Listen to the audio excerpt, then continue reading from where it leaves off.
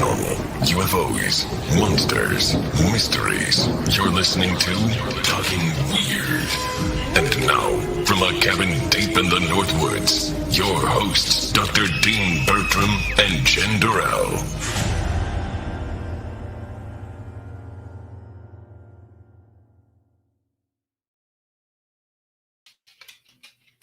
Hey, baby. Hey, baby. Happy Independence Day to you and to, it's not quite the 4th yet, but I know on the East Coast it's just turned into the 4th of July.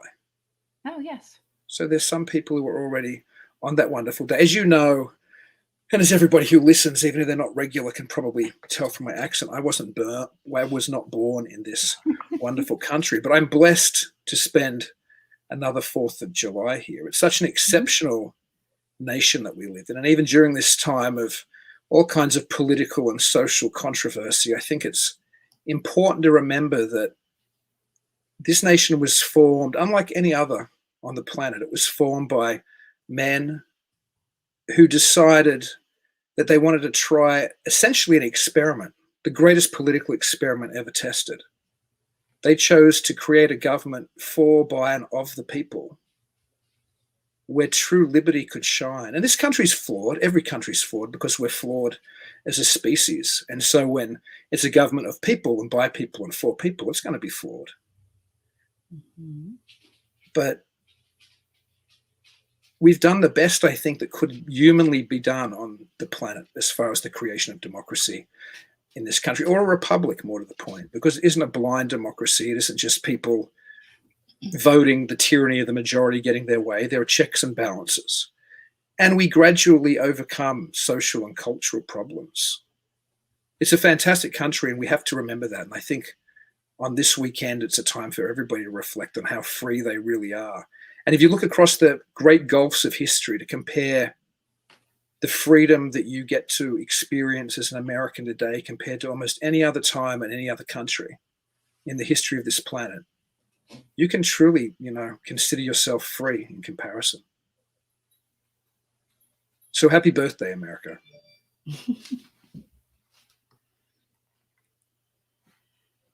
So anyway, tonight we are guestless. It's just you and I, which let me spend a little more time probably ranting about my great love of this incredible country. And I saw before, we don't normally acknowledge people commenting, but there was a listener from Germany who said, Happy Independence Day, halfway through my patriotic rant. It looks like Ken's here.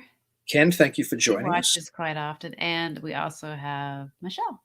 Oh, thank you, Michelle. I'm glad you've joined us as well. Yeah. So we thought it was going to be fun tonight. I think it was your idea to maybe look at some paranormal news, watch some trailers for up-and-coming paranormal TV shows and films. Yeah, documentaries. Yep. Documentaries, And then we're probably going to rant about a few other topics as well. Or I'll rant. You'll probably ask a sensible question, and then I'll probably fly off the tangent and rant. And my very good friend Tim just said Happy Independence Day. Happy Independence Day and happy 4th to you as well, Tim. So did we want to start with watching a trailer or two, perhaps? Sure. You prepared to screen them? I think we were talking about the new Small Town Monsters documentary, which is their new UFO one on the trail of UFOs, Dark Skies, because they've done a previous on the trail of UFOs. I know we're going to have Shannon LeGros back on the show shortly. And of course at Midwest Weird Fest, I think of the half dozen or so festivals we've run so far, I think about 4 of those festivals we've had Small Town Monsters films at. So I've been a big fan of Seth Breedlove and his fantastic output for several years now. So anyway, let's go straight into the trailer of On the Trail of UFOs, Dark Sky. Go full screen here. Let's do it. Better effect.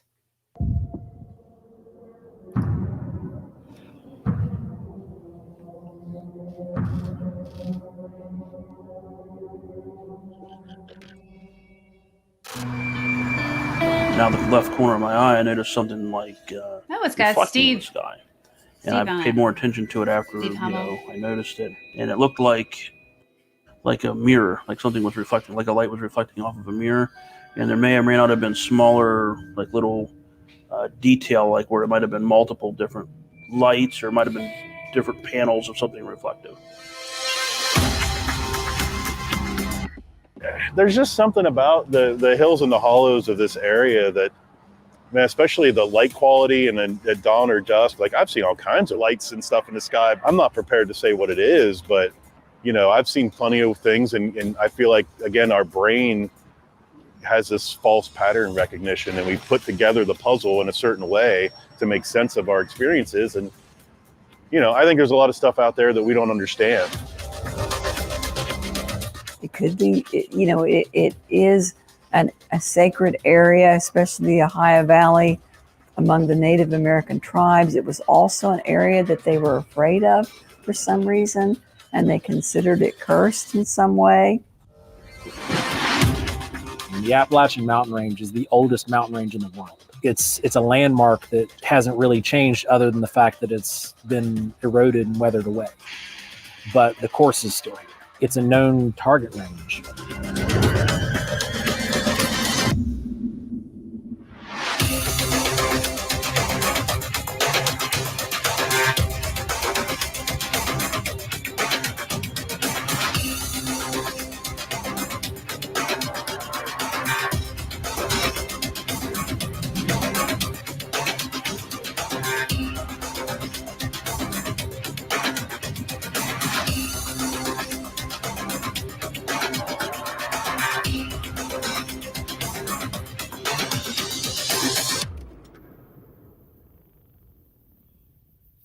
Looks good.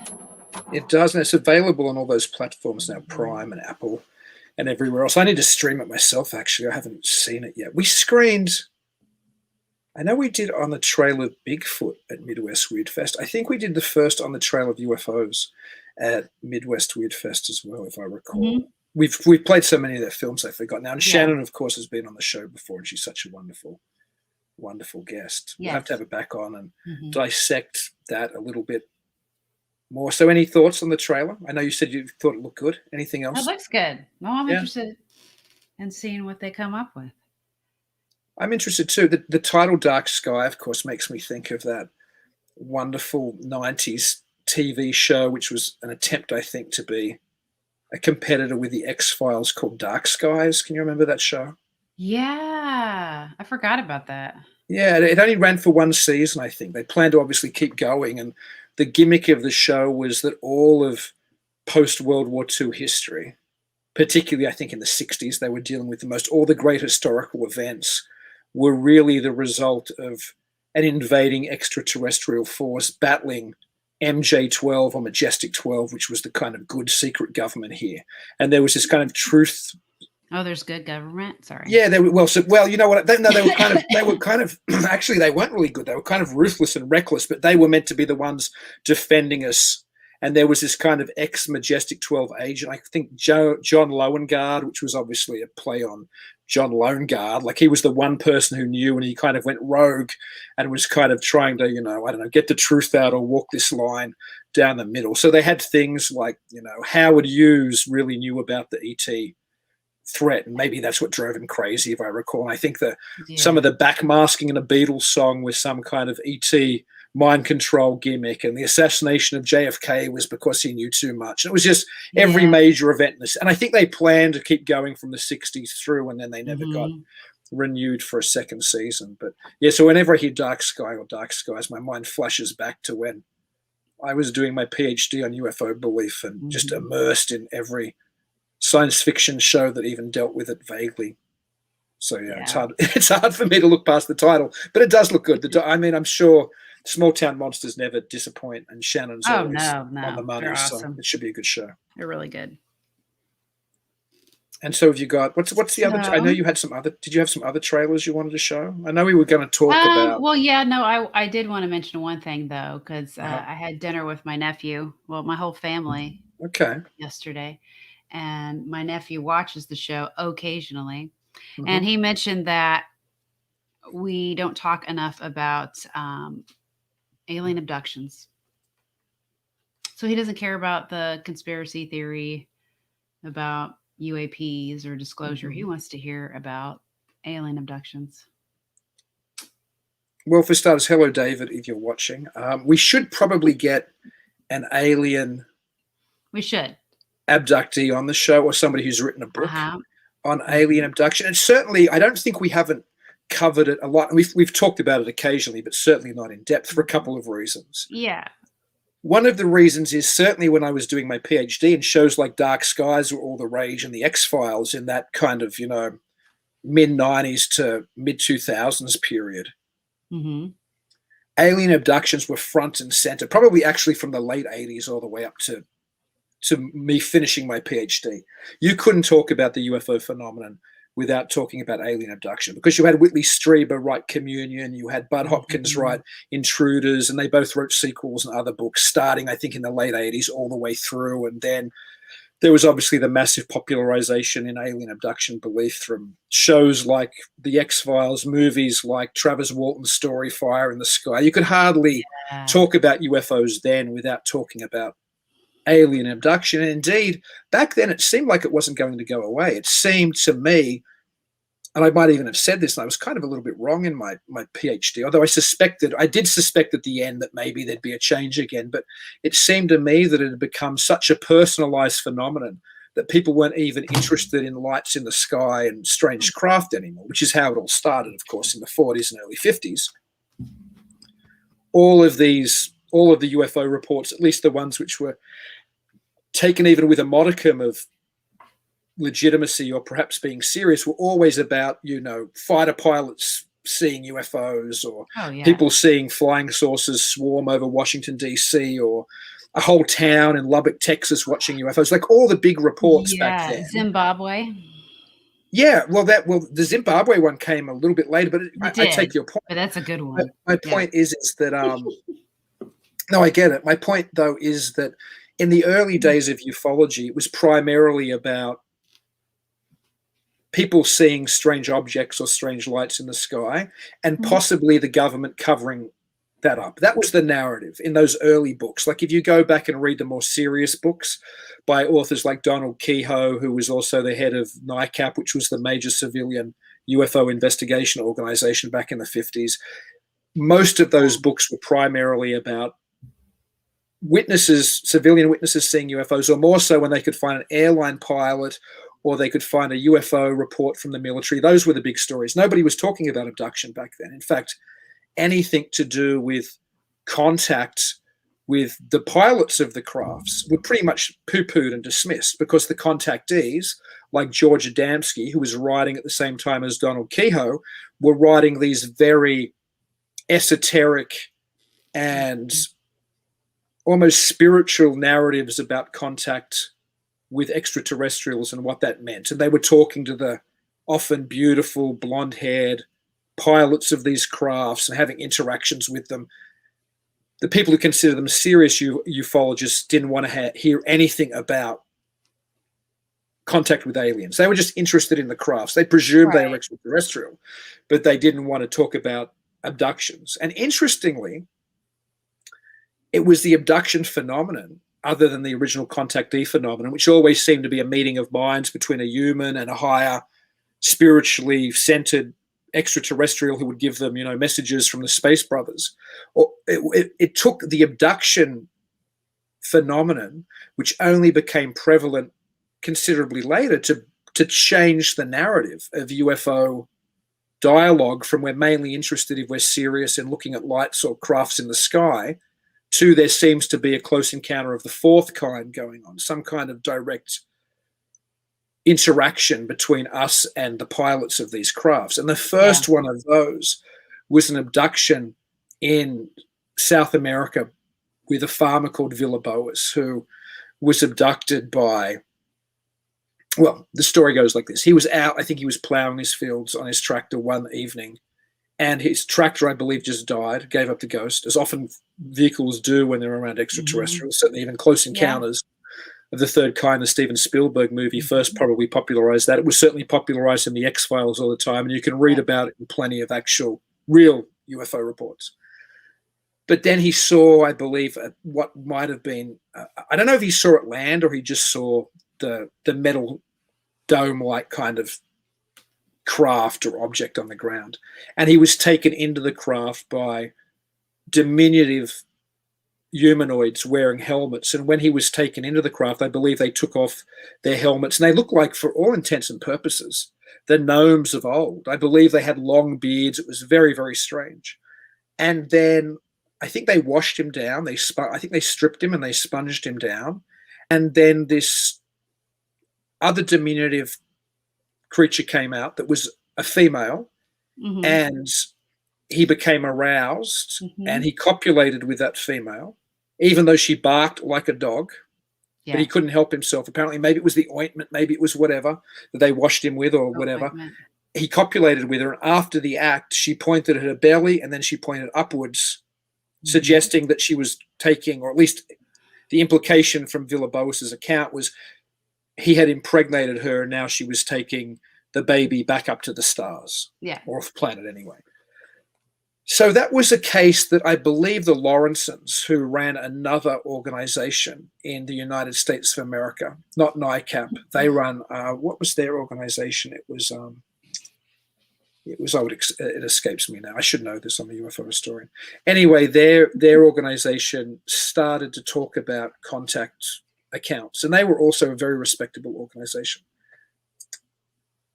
And then, of course, the real sea change came with the Betty and Barney Hill abduction story in the early 60s.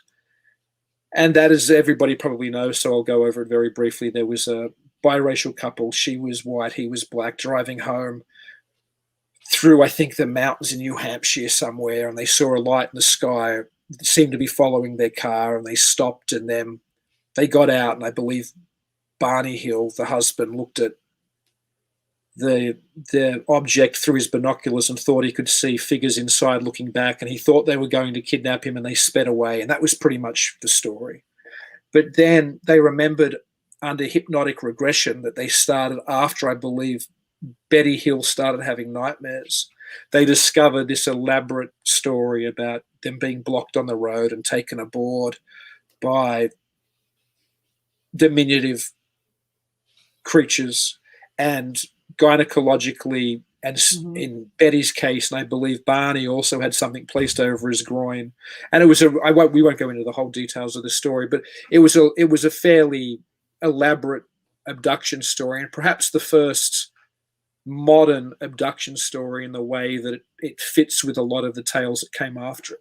Now, that was the sea change that, even as I recall, made NICAP, Kehoe's organization, start to take a little bit more, or start to pay a little bit more attention to stories which involve people having contact with non-human beings, presumably from out of space, right? But I think the sea change, this is the irony, I think because the Betty and Barney Hill story had all that vaguely scientific stuff wrapped around it. You know what I mean? Like, they didn't remember it. It took hypnosis. It took a psychiatrist. It took something more than just them remembering this wonderful account to recall it. Not that their account was wonderful, but the contactee certainly was. The contact itself didn't have any, it wasn't laden with any spiritual or esoteric or new age type messaging like most of the contactees' accounts were 10 years prior. It seemed to have a scientific reason, at least from the extraterrestrial standpoint. It seems that they were doing some kind of experimentation on humans, which rang true to all the science fiction tropes of the 1950s that we'd seen in various films and pulp magazines and comic books. Yeah. So it fits the scientism of UFO believers far better than a blonde-haired, beautiful person saying, "We're the sons of God, coming here to give you the secrets of the universe." The Betty and Barney Hill story seemed to fit within a scientific narrative, while the earlier contactee narratives seemed to be far more religious. So that is perhaps why that caught on. And of course, post that story, there was a TV movie of the week made, which portrayed that story, and then more and more science fiction dealt with that kind of phenomenon, all the way up to, of course, Close Encounters of the Third Kind, which had abduction motifs as part of the narrative. Of course, abduction motifs had always been part of science fiction. It's just they hadn't been told as true stories. Like if you look at Invaders from Mars, or if you look at Killers from Space, there's a number of science fiction movies from the 1950s where people were taken aboard the crafts of extraterrestrials and either brainwashed or had probes stuck into them which did things to them. And so a lot of the type of imagery which we're used to hearing about in alien abduction stories was already there in the science fiction narrative beforehand. And certainly it emerged to the forefront of ufology when Betty and Barney, he'll tell their story. No, what's your cat Doc doing? I don't know. He just gave me this look like he's about ready to pounce on me. So sorry, go ahead. Sorry. It's the ETs, maybe. Maybe they're there listening in. But anyway, so to your nephew's point that we don't talk an awful lot about alien abduction. I hope I gave a little bit of a history lesson on alien abduction. Then the reason perhaps we don't talk about it as much now is as it grew and became more and more prominent in the UFO field, in ufology, it almost became a subset of UFO experiences which overwhelmed the old UFO experience of just seeing a craft in the sky or something. Close Encounters of the Fourth Kind, I think that's what it is when it's abducted. When you're abducted, became more important than Close Encounters of the other kinds. I think the first kind is what you see in the distance. Second kind, it's closer. Third, it leaves some physical proof. I can't remember how J. Allen Hynek anyway worked out the actual, the original. He was the person who developed the terminology. And I think Close Encounters of the Third Kind was contact. And then Close Encounters of the Fourth Kind, there was a book that came out in the 90s which made that term popular, was when you actually physically take it by the ETs. There's a movie too, because my nephew brought that up as well. He's like, "You haven't seen that movie?" I don't know. What's that movie called? Is it the Close Encounters? Close Encounters of the Fourth Kind. Okay, yeah, because that's the point is that there was a book in the 90s that said this is where we are now. We're not just having contact; we're being taken. It was one of the very. You always saw it on bookshelves back in the 90s when I was doing my PhD. It was everywhere. It was a fairly thick paper. Yeah. I can't even remember who wrote it, to be honest. But certainly people like John Mack from Harvard and people like Bud Hopkins popularized to no end. Yeah. Well, they initiated the popularization and then Hollywood ran with it. And Whitley Strieber, of course. I just watched a conspiracy theory. I don't know if it's a documentary or not. I don't remember if it was YouTube where I watched it. It was about John Mack and Harvard, how they were trying to get him to silence, and he was going to lose his tenure. Yeah. If he didn't shut up about it. Yeah, Mack's an interesting cat. I think there's real value in John Mack's work. I think there's value in Whitley Strieber's work as well, but at a different level. Yeah. There's real value in John Mack's work. And the value in John Mack's work, I don't think it's because he might have been on to discovering that there were genuinely extraterrestrials abducting people. I think the value in John Mack's work is that he understood, and he talks about it, that perhaps the way we look at reality in the West, and don't get me wrong, no shot at the West, because I'm very much, a Western classicist in many ways. I love Western culture. But in many ways, the modern West tends to ignore the more imaginal or more spiritual side, which older traditions and older cultures today, which still exist, tend to deal with our experiences with the numinous, with the other.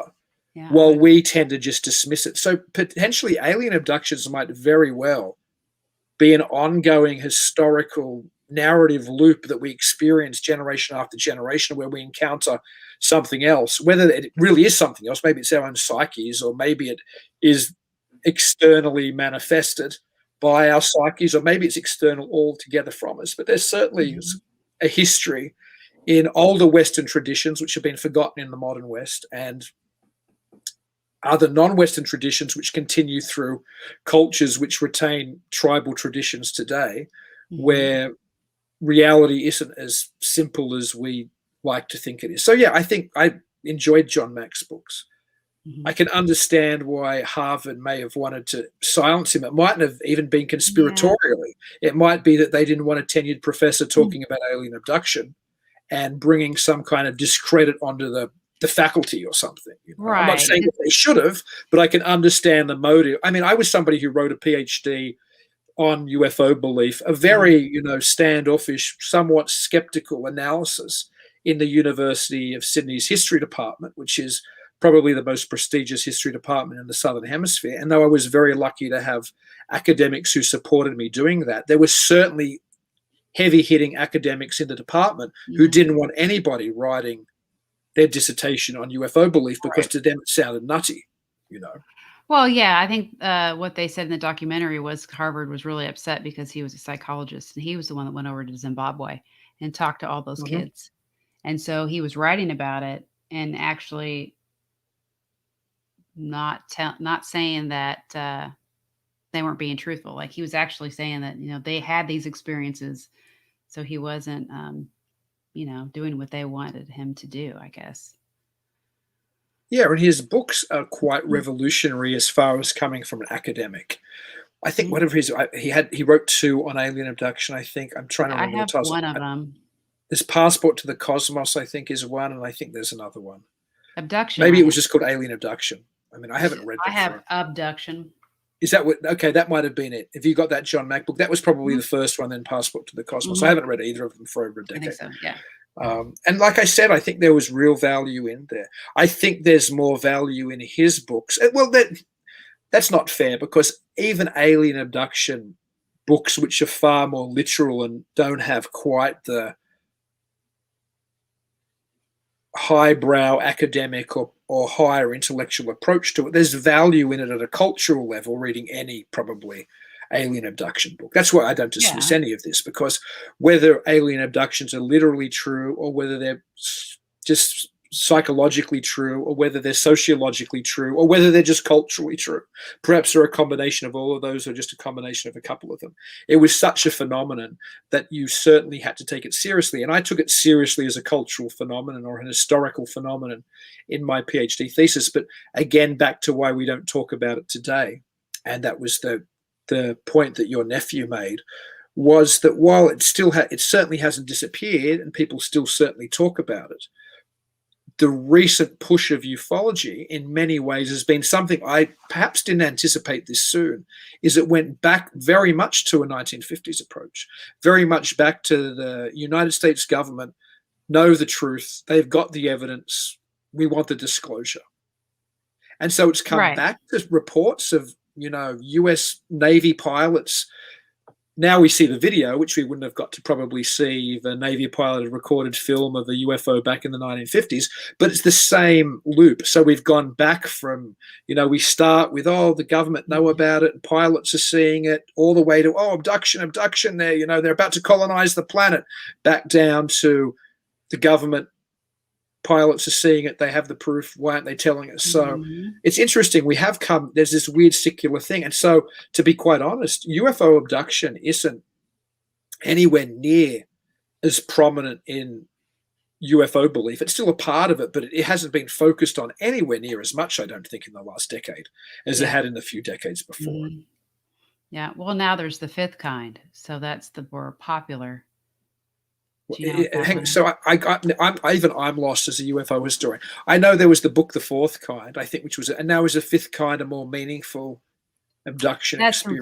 From Greer. That's the CE5. Oh, of course. My bad. You're right. 5th kind is where we can initiate the contact. We can actually contact them. Okay. Now I got you. Yeah, that's right. That's right. Yeah. I said something to my nephew about that, and he had no idea what I was talking about, so I just kind of dropped it. Well, hopefully David watches tonight, so there's at least us having a little history lesson. And let's find some modern abductee or modern abduction researcher and get them on. My problem, of course, is that as somebody who studied it fairly extensively and talked to a lot of abductees, as well as a lot of abduction researchers, including some heavy-hitting abduction researchers back in the day. I'm super suspicious of abduction accounts which are recorded or remembered under hypnosis. And we talked to Ed Schultz a little bit about this a couple of weeks ago, and it's certainly something which I looked at, if I recall, a little bit in my dissertation as well, is that there's a problem with people being led under hypnosis, but there's also a problem. I've talked about it before on the show, an abductee that I interviewed, and I still have the tape somewhere of the interview, who was in one of those main abduction researchers' books back in the 90s, like one of the big ones, right?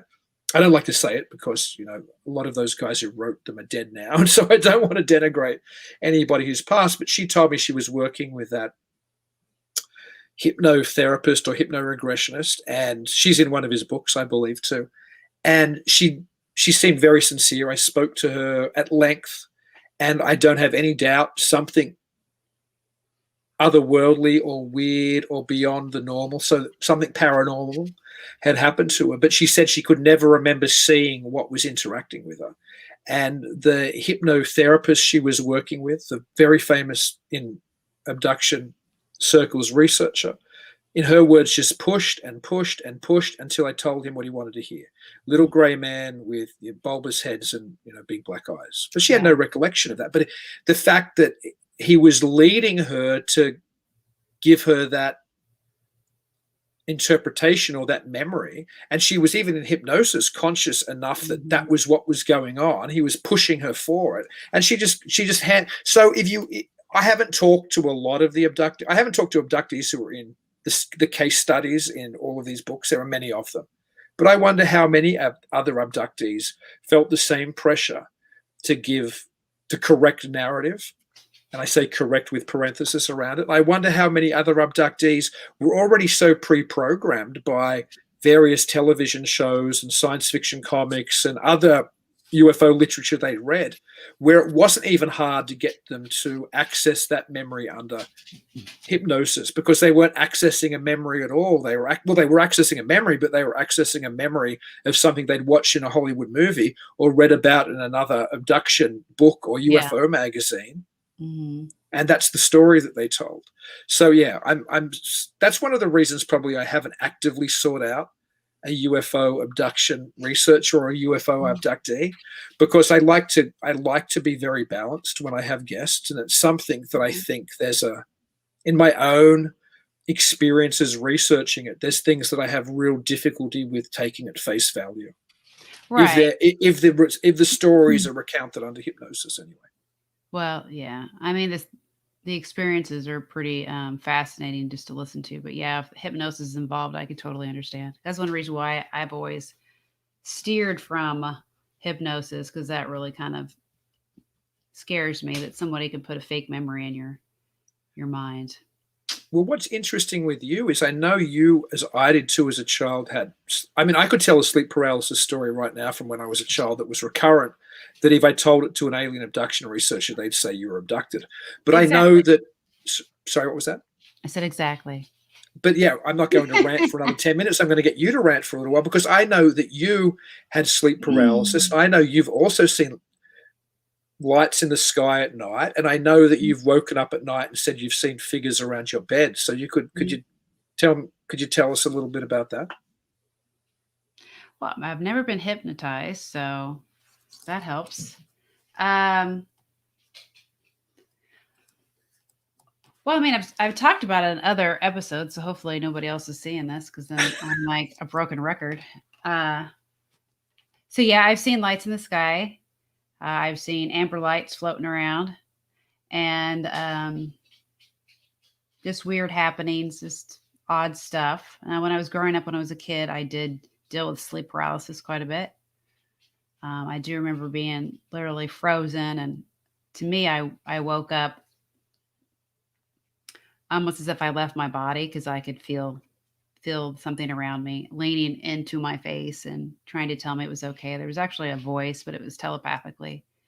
And then I was so frightened that I lifted up out of my body. And when I looked down, I could see 4 figures above me. So kind of like an astral projection a bit. But I had to leave my body. That's how traumatized I was. But I also dealt with it all my life. I mean, sometimes I was afraid to go to sleep. So if I knew I was next to somebody, then I knew if I would make enough movement or something, I knew somebody would eventually get me out of it. So going to sleep was a lot easier if I was next to somebody. But yeah, I saw shadow figures that would attack me, and yeah, I had to deal with all that fun stuff. But I don't have it anymore. And I kind of relate that to actually facing my fear and fighting the shadow entity. So see, but if you told a lot of those stories to somebody whose specialty was abduction research or abduction related memory recall, they would say, you've been abducted. Let's get to the bottom of this. That's what they'd be thinking, because there's enough tropes in there, being paralyzed, floating above your body, seeing figures around your bed, seeing lights in the sky. I mean, you only have to have watched an X-Files episode or read any abduction story, and one's mind starts putting those pieces together anyway, and Jen's been abducted. And I think that's part of the problem of what I'm talking about. Is I don't doubt you had any of those experiences, but you're not claiming to be an abductee. But conceivably somebody else who'd had those experiences and read a certain literature which suggested that meant they were an abductee, and sought somebody out who was interested in or motivated in finding more abductees for their next book or for whatever, would be able to walk you through a hypnosis session and put the pieces together, and all of a sudden you end up in the pages as case number 9 in the next book from somebody who writes about alien abduction.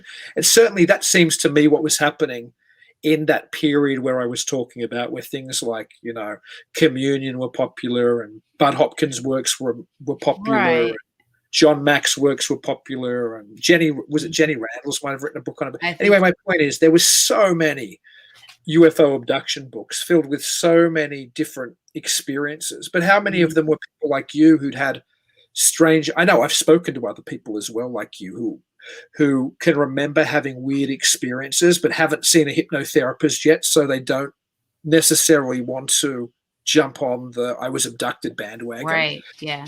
But when you become part of that club or part of that clique, I think it's a very human thing to follow where the leader takes you. And if the leader's taking you towards an abduction narrative, you already suspect it, particularly if you've sought out somebody to regress you or to see what was happening. You're already partly suspecting it, and then the blanks are filled in, and boom, there's another abductee. Yeah, which is very troublesome, because once you go under that hypnosis, you believe your fake memory, and then you're kind of stuck with that. And I would be deathly afraid of that, because even one of the shows that we like, Hellier, they did that to one of their buddies, and he literally went right into it and had his own experience, even though it probably wasn't legit.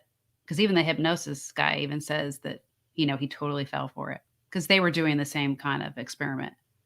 Do you remember that? Was it Carl Pfeiffer who underwent the? Oh, their friend. Oh gosh, darn it! Who was it? I've seen it. I can't.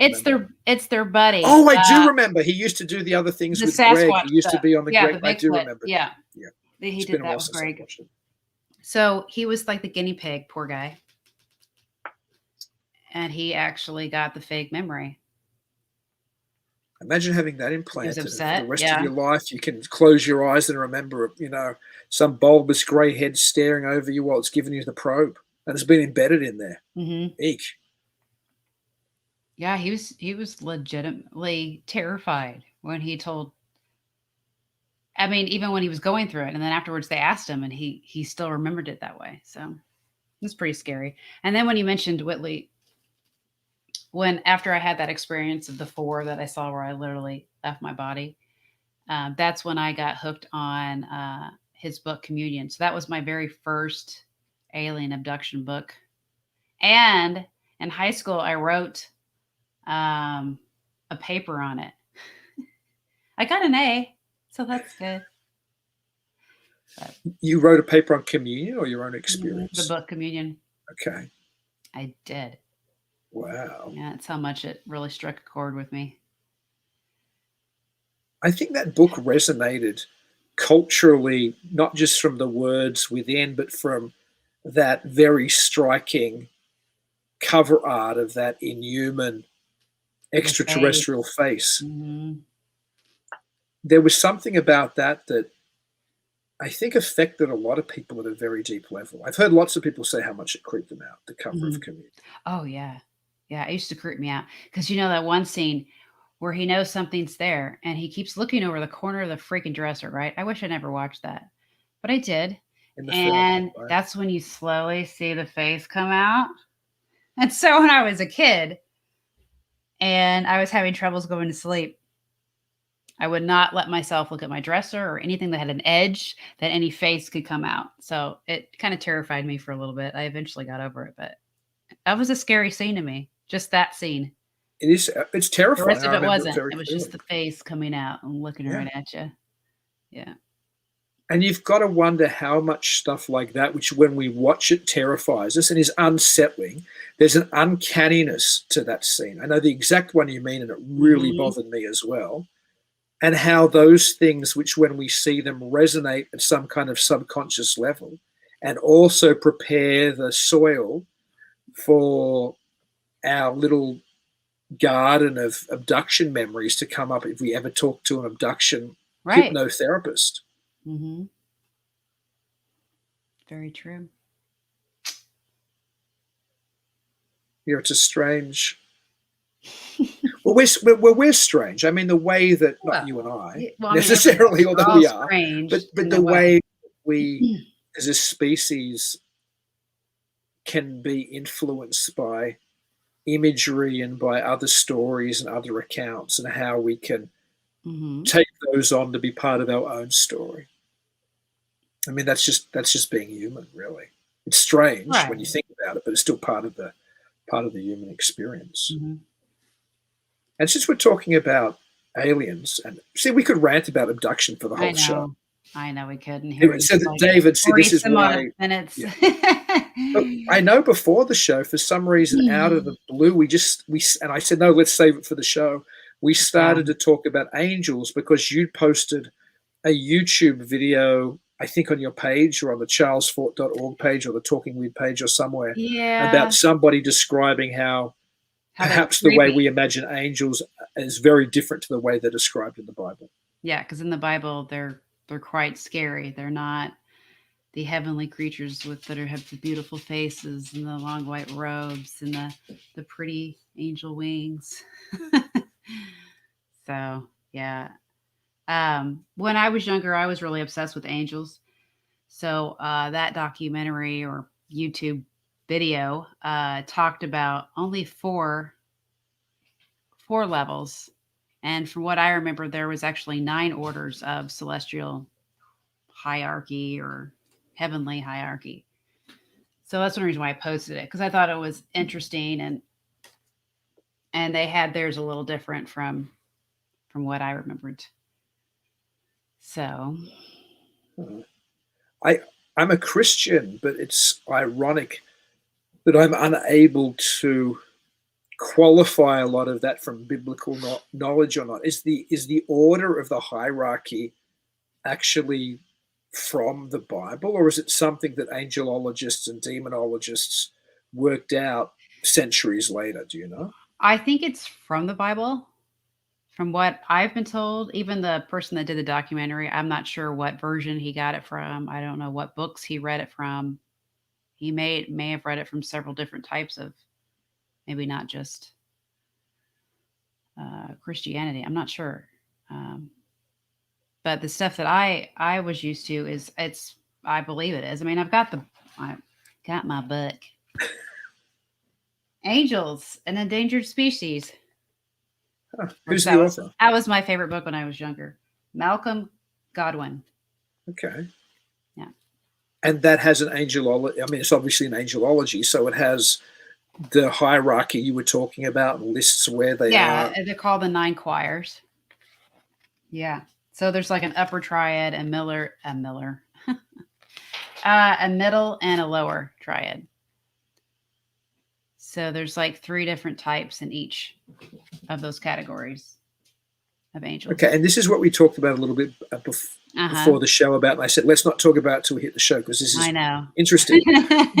Here's what I want to know, and this is where I was suspicious of some of this. Where, for example, is Michael the archangel on that? He's at the list? lower podium of that. He's the second to the lowest of the choirs. He's in. And that's where Satan is as well. That's where, no. He's not even in this one. No, but originally, where was Satan though before he fell? Okay. Mm-hmm. Is that where he was too? He was on that. I believe so. I believe he was either that or the one underneath, which was just an angel. So there's the archangels and then angels, and those are the last two. Okay, so when a third of the heavenly host fell, or fall, depending whether you think it's happened or it still happens, when a third of the heavenly host fall with Satan, right? Were they all just archangels and angels, or were they the higher? I mean, you might know the answer because I don't know. It's in the book. I will have to look it up. All of your questions, I don't know. I have to look. Oh my goodness. Oh, the second wing angel, Hell's angel. Evolution of evil. I haven't read this forever. I can't. Really well, you look right now. You look and you tell me when you've got it. I'll rant a little bit like I do. So I'm filling the space while you look. Why I was suspicious of that order of angels, and it might be my ignorance in fairness, but I assumed that both Michael and Satan before he fell must have both been pretty much near the top of the heavenly hosts or at the top of that angel ladder, because if Satan is able to lead a rebellion that takes a third of the angels with him, and if then Michael is able to, in the end times, fight Satan and defeat him, then I'm assuming that both Michael and Satan were on a comparable level, and presumably, if one can lead a revolution and take a third of the host with him, must be at a pretty high level. But that's just me, like, trying to hypothesize my reasoning for thinking that Michael and Satan must have both been near the top. Okay, so I'm still trying to. I'm just going to have to go to the front because it goes through all the levels and it goes through all of the different archangels. It like tells you everything about that archangel. We need to do a show sometime soon. I keep meaning to do it. I keep meaning to do a show and get, because there's a number of people who are actually either academic experts or theological experts on the end times, and on not even just the end times, on the times of Noah and the times of Genesis, when we learn about a lot of this interaction of angels with humans, and of course the fall and other things. There are people out there who could probably answer these questions. Yeah. And also, of course, talking about alien abduction, there's a very popular theory that when you go back to Genesis 6, I think it is, where it talks about the sons of God, meaning the popular interpretation, or one of the popular interpretations, is angels looked down upon the daughters of men and found them fair, and then came down and took them for their wives, and then out of that interbreeding, the men of renown, or the giants of old, came about. There's a very popular interpretation, well, not very popular, that's an exaggeration. There's a popular interpretation amongst some people who still study UFO belief that suggest perhaps that angel and human sexual interaction is echoed today in extraterrestrial and human hybridization projects, which are supposedly run by the extraterrestrials when they come and do gynecological testing and impregnating women with hybrids and all these other stories, which are popular in UFO belief. Anyway, I think it looks like you found something, so I'll let you tell me. Well, I mean, no, it's something that I'm going to have to like go back and refresh my memory, because I have not read this book forever. I mean, this was like, I always kept it by my side in my 20s. But it does end up going into different legends, but it's the legends of the Hell's Angels. The different, trying to remember how many there are. There's like 5. No. Anyways, it even goes into the Nephilim for a little bit. Dukes of Angels. Hordes of Hell. So, and even named several different other evil beings. So, don't need to say those names. But So you were asking me earlier about the highest and the middle, and there was different how they all looked. So this is a picture of the cherubim, which is the second choir. Can you see that? Kind of, sort of. Okay, what's that from? Where'd that art piece come from? Judaic and Christianity. But does it give a source where it's from? Like, is it from a certain? I'm just curious. Well, this is where I have to get my glasses. Yeah, I need my readers sometimes like this. It's okay. Getting older, but no. That's all good. Yeah. That's so good. It's interesting. I did say tonight, because we didn't have a guest, we were going to engage with people who were making comments, and somebody on YouTube, Mothman 46, has made a number of comments. Well, yeah, I stopped.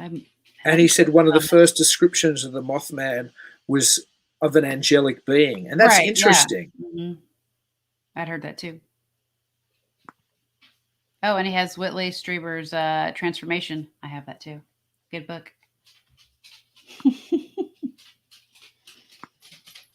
Yeah, it's interesting when you look at beings like Mothman. They certainly fit. I don't know if I'd say they fit, although I don't doubt there might have been an angelic description once of something like that. They certainly seem to fit an older demonology, because there's this, as you were saying before correctly, there's this assumption that angels have wings and demons have wings, but I don't think in the Bible anywhere does it describe either angels or demons.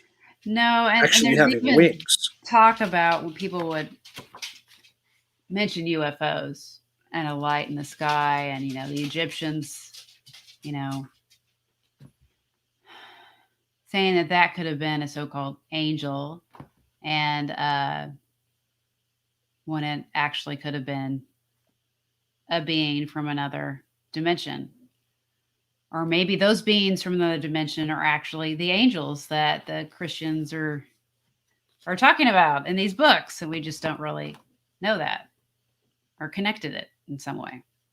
Well, I think you hit the nail on the head. I think because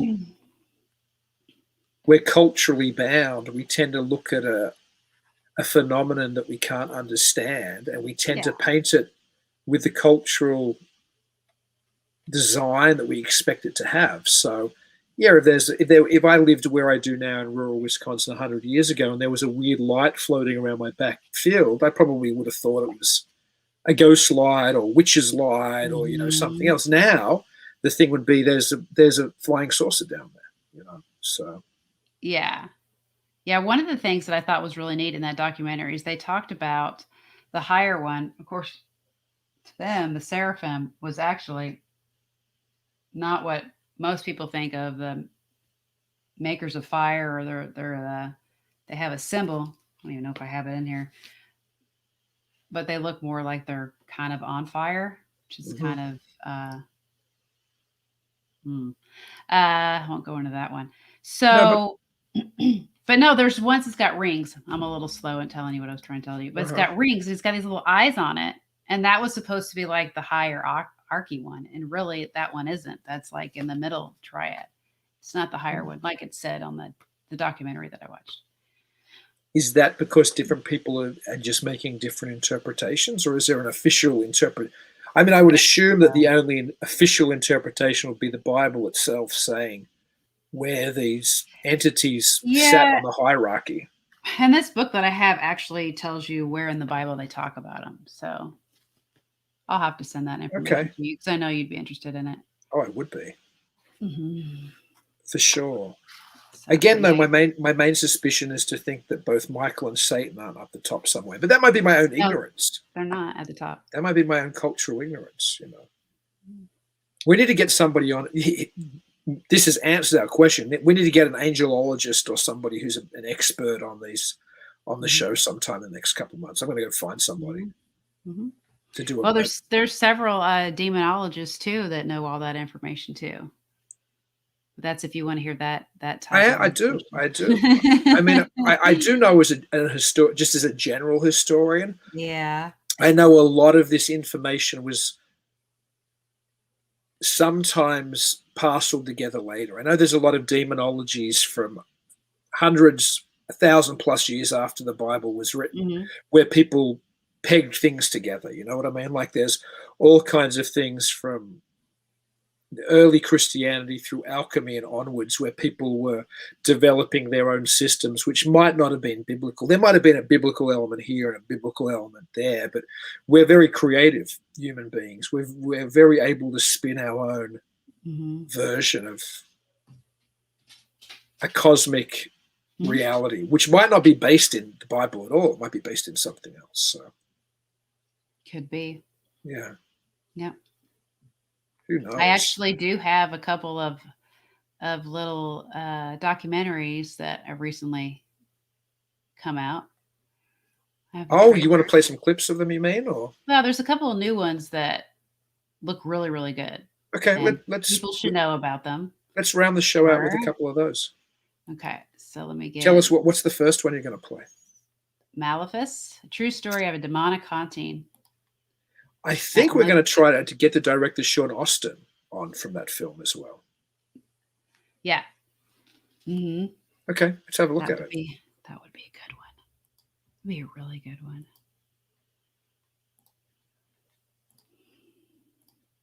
And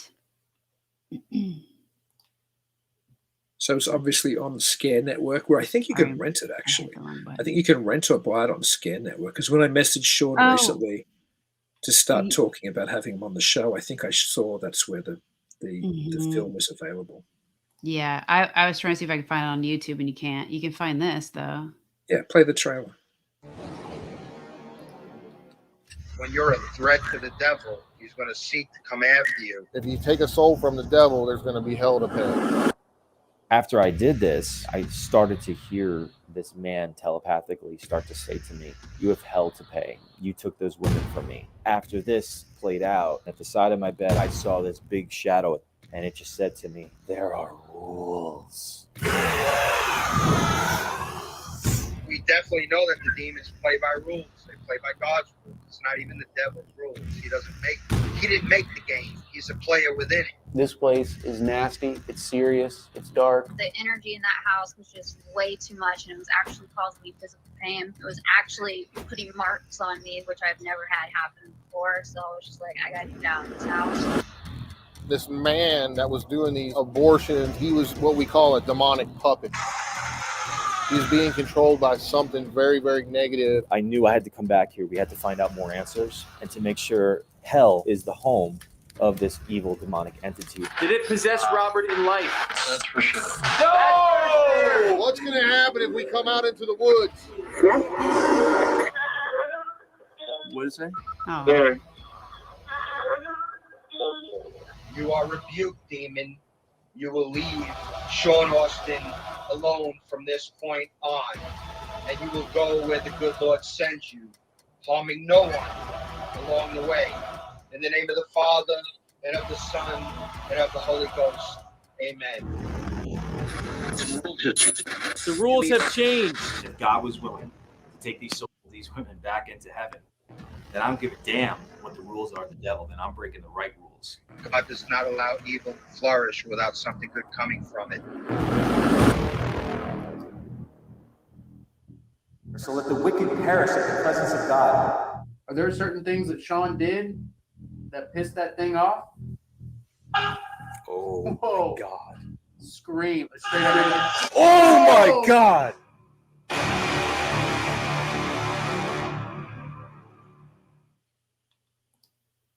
That looks great. I'm looking forward to having Sean on so we can chat about that. I haven't seen it yet, but I'll watch it before we get Sean on. Yeah, we'll have to do that for sure. I want to watch it. You know, you go. What was that? Scream Network? Yeah, people can rewind. Sorry. That's right. I think it was Scream Network. Okay. Yeah. No, I mean, obviously my interpretation of hauntings and the like is often that it's demonic rather than it's a spirit of the dearly departed. So that stuff obviously is more interesting to me than one which perhaps has a more, they're just the dead grandma of the family estate stalking the back corridors. And I always say that kind of in a mean way, but yeah, I suspect far more of it's demonic than a lot of people acknowledged. So, yeah, that was a great clip. I hadn't watched it. Thank you for playing it. It was awesome. Yeah. So there's another one, too, that I think just premiered tonight, too, that I was wanting to share. And where did it go? Hang on. I must have accidentally hit the button. Okay, so I've got it now.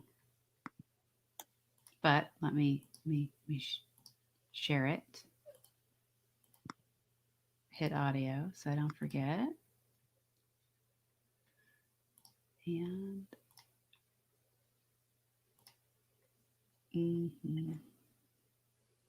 this one is The Sleepless Unrest. This looks really good.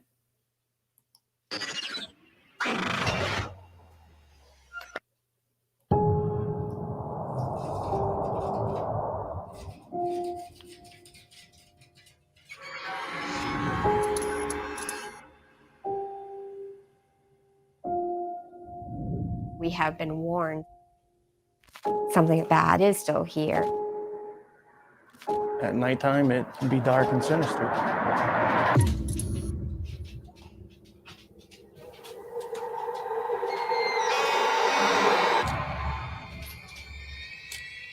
Did you pack for 2 weeks?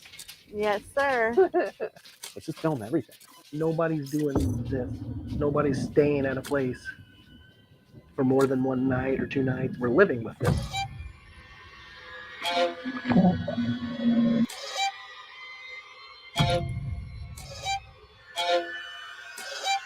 Holy. Be careful what you ask for. Whoa. They will get your attention.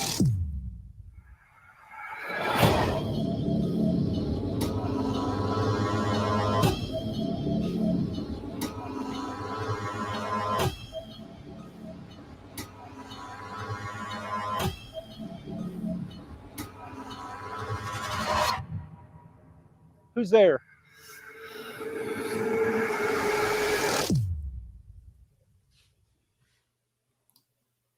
Yeah. We need to get the filmmakers and or investigators from that on as well. Yeah. Yeah. And I think that comes out sometime in July, right? I was aware of it. I think it has a VOD and a theatrical release or something. I did see that tonight was the actual premiere. Oh, okay, Not on cool. Facebook. Yeah, they actually premiered it in a theater. Nice. Yeah. So that probably means I think cool. I think they're doing a VOD release simultaneously with when it actually has the proper theatrical. Like, tonight was probably the actual very first screening. Yeah. Yeah, we'll definitely have to get them on. Yeah, that would be really good. It's Conjuring House, so yeah, absolutely. Should be pretty interesting. Is there anything else you wanted to share or say to our beloved listeners before we clock off? Well, I didn't really have anything else. Okay, that's okay. It was a fun conversation. I enjoyed just chatting to you. Angels, yeah. I can rant more. I can't rant as much when we have a guest. True. You want to be polite. You have to be polite. But again, it is the 4th of July now, even where I am. So it's gradually moving from east to west. So happy 4th of July to you now. Happy Independence Day. Well, happy 4th. Again, I love there's a few things I love, like really love. I love my daughter, obviously, like, no Get Out, all Get Out. I love I love my parents. I love you. And I love some dear friends, but I love this country. Yes. I love the United States of America. So I saw one of our regular listeners just recently, Joe Fox, great guy who listens to the show all the time, had posted on his page the other day something ironically I'd posted on my Facebook page a couple of years ago. Now, he wouldn't have seen it from me because we weren't friends then. It was just kind of cool that he posted the same thing. And it was an extract from a letter that John Adams had written to his wife back just after they'd signed the Declaration of Independence. And I think they signed it on July 2nd, but I don't think it was ratified until 4th of July, hence our 1776, hence it being America's birthday now. But I'd like to read my favorite extract or favorite part of that letter, which is what Joe had posted and what I had posted a number of years ago. And so John Adams wrote to Abigail Adams, I am apt to believe that it will be celebrated, i.e. the 4th of July, by succeeding generations as the great anniversary festival. It ought to be commemorated as the day of deliverance by solemn acts of devotion to God Almighty. It ought to be solemnized with pomp and parade, with shows, games, sports, guns, bells, bonfires, and illuminations from one end of this continent to the other, from this time forward, forevermore. So if you're listening in America, wherever you are or wherever you are in the world, remember John Adams' words, celebrate this great day, celebrate freedom, let freedom ring, and let weirdness ring as well. And until next time, everybody, keep it weird. Keep it weird.